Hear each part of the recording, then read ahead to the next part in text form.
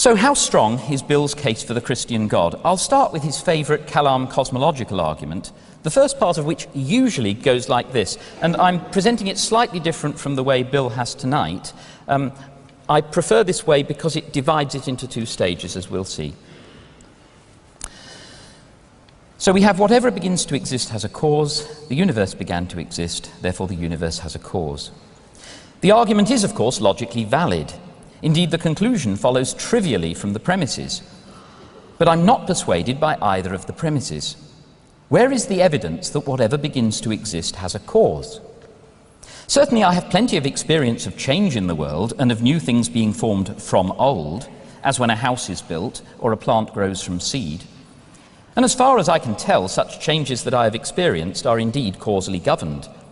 But these changes were all rearrangements of existing materials, and I've never experienced things coming into existence from nothing. So I cannot infer from my own experience that it is reasonable to expect creation from nothing, if it ever happens, to be causal in the same way.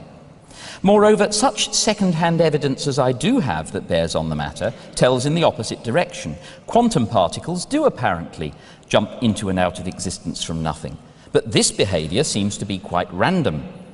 So the closest examples that I know of to creation ex nihilo are non-causal, and we have even more reason to doubt Bill's first premise. But things are even worse than this. For every change that I have experienced in the world has had, as far as I can tell, a physical cause. Even personal actions, as I said before, happen through physical intermediaries. All our evidence suggests that mental activity is dependent on brain activity. And in any case, I've never seen mere thought create a new object. So a more precise version of Bill's first premise would be, whatever begins to exist has a physical cause. However, if the universe is understood to include all physical things, then it seems obvious that it as a whole cannot have a physical cause, and I have excellent reason to doubt whether that principle can be valid as applied to the entire universe. This illustrates how problematic it can be to extend any principle from parts to wholes, a mistake which is sufficiently well known to have the name of the fallacy of composition. Every sheep in the farmer's flock has a mother, but it doesn't follow that the flock has a mother. And even if every physical thing has a cause, it does not follow that the entirety of physical things has a cause. This point is even more compelling in the wake of Einstein's general relativity, which implies that space and time are in some way part of the physical universe. The only sorts of causes that we can understand, including intelligent causes, act in time. If time does not exist without the physical universe, then it is hard to understand how the notion of causation can even apply to the creation of that universe. What about Bill's second premise, that the universe began to exist? To get clear what's being claimed here, we need to distinguish between our local universe, for which there is evidence of some sort of Big Bang about 13.7 billion years ago, and the global universe, by which I mean all physical things, whether in our local universe or elsewhere.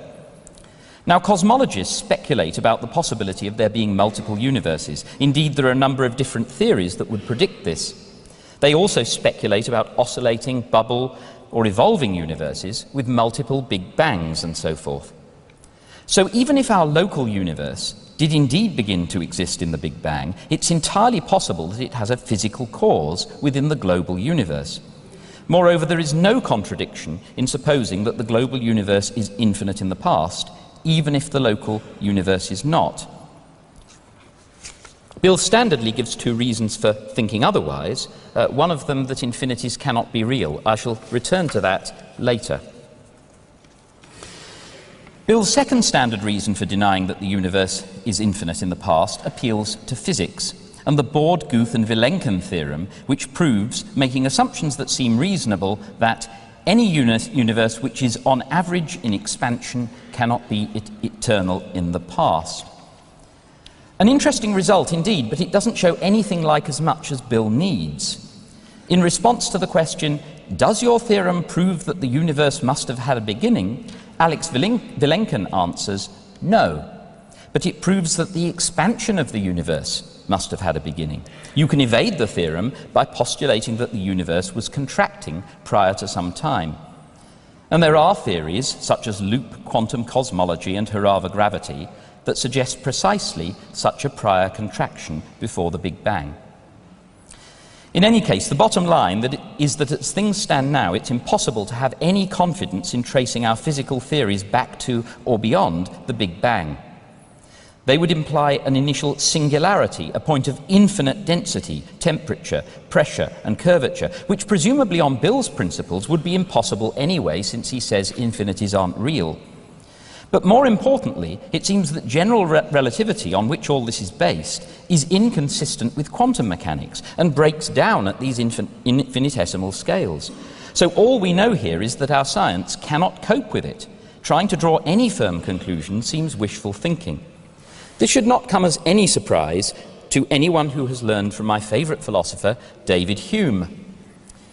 When we look beyond human affairs, when we carry our speculations into the two eternities before and after the present state of things, into the creation and formation of the universe, the existence and properties of spirits, the universal spirit, infinite and incomprehensible, we must be far removed from the smallest tendency to scepticism, not to be apprehensive that we have here got quite beyond the reach of our faculties.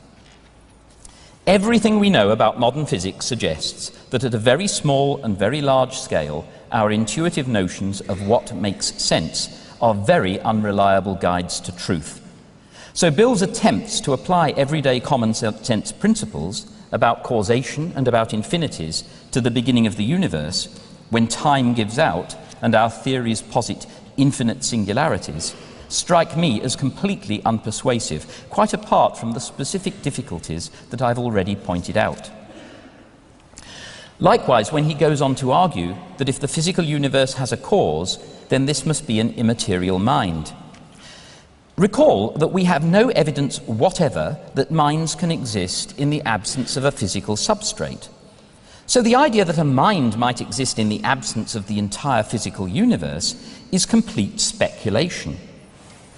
It seems far more plausible to me to say that if, despite everything I've said, the physical universe has a non-physical cause, then that cause is likely to be something of a kind that we are completely unable to grasp, because it bears no relation to anything that we have experienced, neither a familiar physical object, nor an abstract entity, nor a mind. We are finite physical animals, evolved to live and perceive within a world of medium-sized objects.